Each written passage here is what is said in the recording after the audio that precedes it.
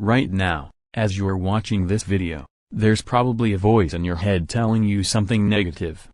Maybe it's replaying an embarrassing moment from last week.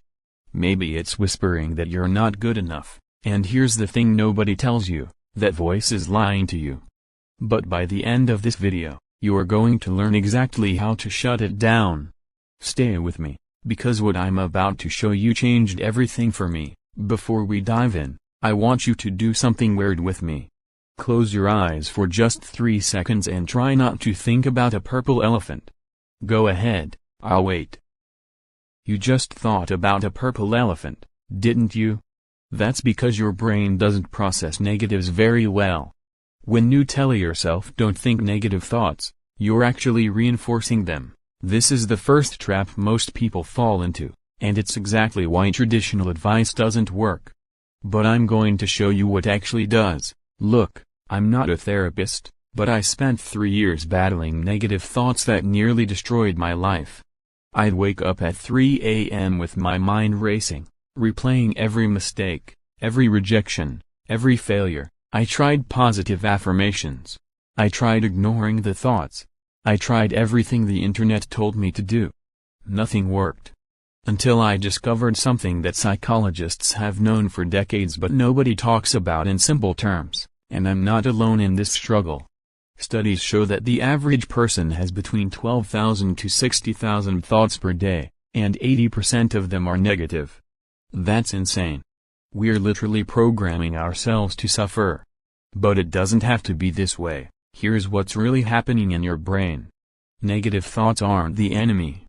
I know that sounds crazy, but hear me out. Your brain evolved to keep you safe, not to keep you happy. 10,000 years ago, the human who worried about every threat, who remembered every danger, who assumed the worst, that person survived. The optimist who walked confidently into the dark cave. They became lunch, so your brain is literally designed to be negative. It's called the negativity bias, and it's why you remember the one criticism in a sea of compliments, why you replay embarrassing moments on a loop, why you catastrophize about the future. Your brain thinks it's protecting you, but in our modern world, it's actually torturing you. The problem isn't that you have negative thoughts. The problem is that you believe them and engage with them as if they're facts. So if fighting negative thoughts makes them stronger, and if positive affirmations feel fake, what actually works? The answer is a 3-step system that I call the ARC method: acknowledge, reframe, and channel. This isn't about toxic positivity or pretending everything is fine. This is about training your brain to work with you instead of against you. Over the next few minutes, I'm going to break down each step with practical techniques you can use immediately. And I'm going to share the specific methods that neuroscience research shows actually rewire your brain, so make sure you're paying attention, because this information is gold. Step 1 is acknowledge. This is the opposite of what most people try to do. When a negative thought pops up, I'm such a failure, nobody likes me, I always mess everything up. Your first instinct is to push it away or argue with it. Don't. Instead, acknowledge it like you'd acknowledge a stranger on the street. You don't invite them into your house, you don't fight them, you just notice them and let them pass by. Psychologists call this cognitive defusion, and it's incredibly powerful. Here's how you do it. When a negative thought appears, say to yourself, I'm having the thought that I'm a failure, instead of I am a failure. See the difference? You're creating distance between you and the thought. You're not the thought, you're the person observing the thought. Try this technique. Name your negative voice. I call mine Frank. When Frank tells me I'm going to fail, I literally say, thanks for sharing, Frank. This sounds ridiculous, but it works because it breaks the identification with the thought. You realize that these thoughts are just mental noise, not truth. Another powerful method is the leaves on a stream visualization. Imagine you're sitting by a stream, and each negative thought is a leaf floating by. You see it, you acknowledge it, and you watch it float away. You don't grab the leaf, you don't follow it downstream. You just let it pass. Now, acknowledgement alone isn't enough. If you stop here, you're just becoming aware of your suffering, which doesn't help much. This is where most mindfulness advice fails. Step 2 is where the real transformation happens, so stay with me. Step 2 is reframe. This isn't about lying to yourself with fake positivity. This is about asking better questions that lead your brain in a more useful direction. When you have a negative thought, your brain is presenting you with a story. I'm not good enough is a story. This will never work is a story. The question isn't whether the story is true or false.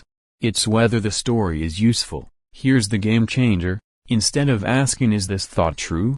Ask yourself, is this thought helpful?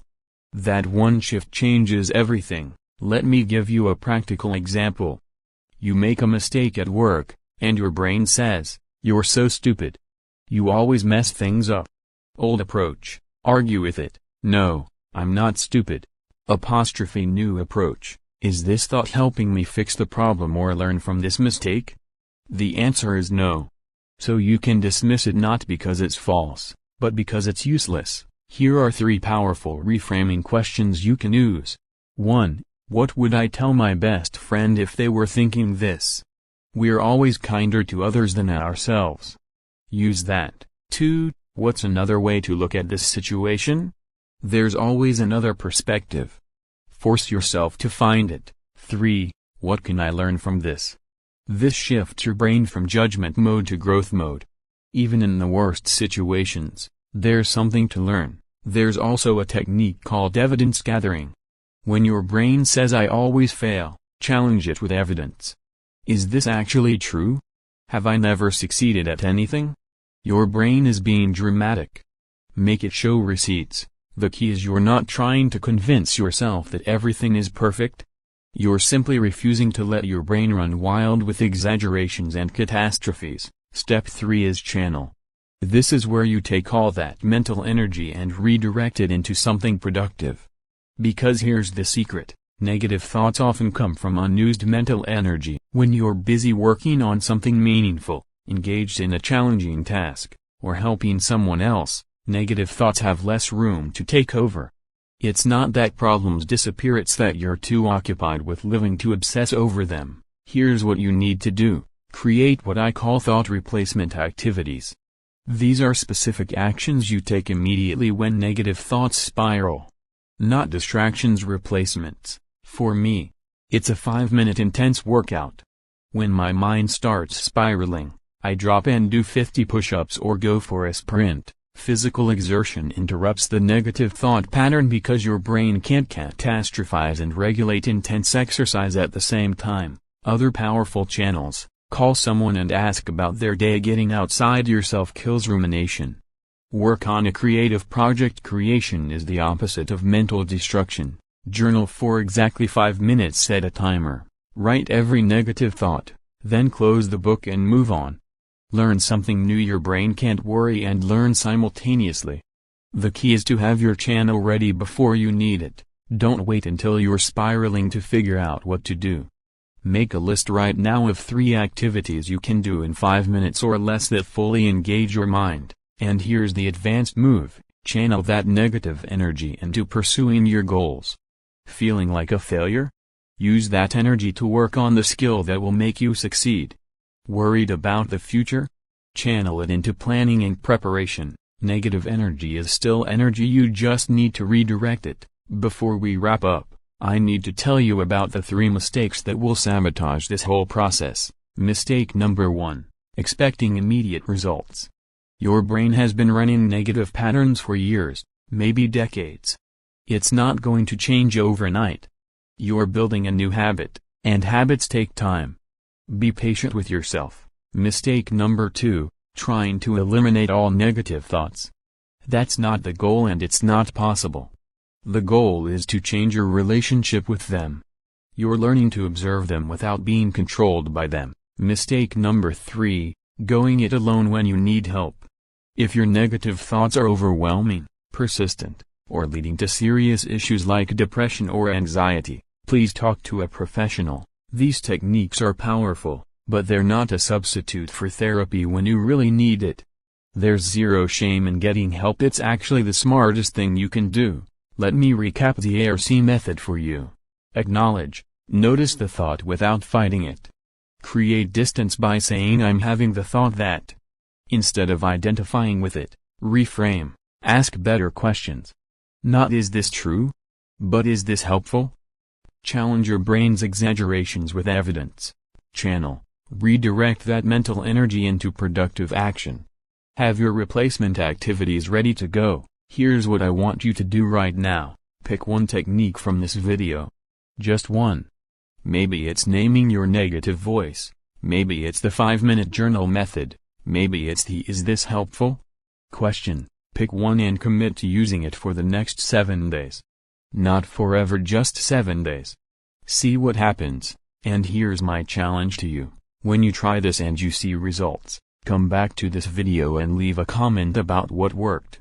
Because your story might be exactly what someone else needs to hear to finally take action on this. Remember that voice at the beginning of this video?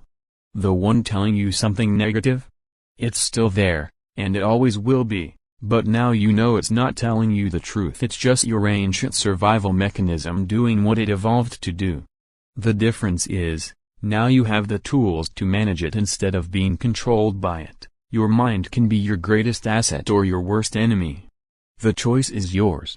If this video helped you, smash that like button and subscribe because I make videos about mental mastery every single week. And if you want to go even deeper, check out the video I'm putting on screen right now about breaking free from anxiety. It's the perfect next step.